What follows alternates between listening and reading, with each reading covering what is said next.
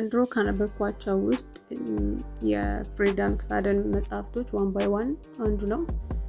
ብዙ አንብቦ ለማለፍ ነው እንጂ ብዙ የተመቸኝ አልነበረም፣ ሌሎች ጋር አንጻር ሲተያይ ማለት ነው።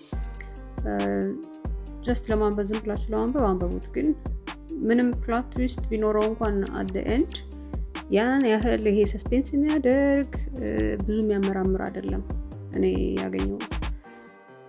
the teacher ይሄ ለሃይ ስኩለር ተማሪ በቃ ሃይ ስኩል ተማሪ ሆኖ ጊዜ ለማሳለፍ ማንበብ የሚፈልጉት አይነት መጽሐፍ ከሆነ እንጂ ያን ያህል 2025 ሲገባ የመጀመሪያው መጽሐፍ ስለነበረ ያኔ ሪከመንድ ይደረግ ነበርና በዛ ምክንያት ነው ያነበብኩት። አሪፍ ነው በጊዜ የነበረው፣ ግን አሁን ላይ ብዙ ኢንተረስትድ የሚያደርግ መጽሐፍ ሆኖ አልተሰማኝምና ያን ያህል ሃይሊ ሪከመንድ ማድረገው አይደለም። ጉድሪድስ ላይ ኦልሞስት እሱም 4 ስታር የተሰጠው ነው። ሲጀመር ገጣሚም ስለማይመቸኝ ነው መሰለኝ።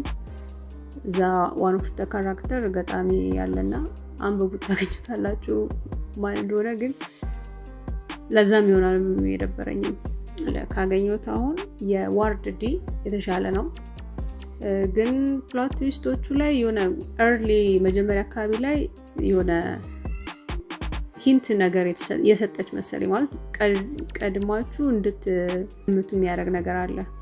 ልክ በቃ የሆነ ካራክተሯ ሂዳ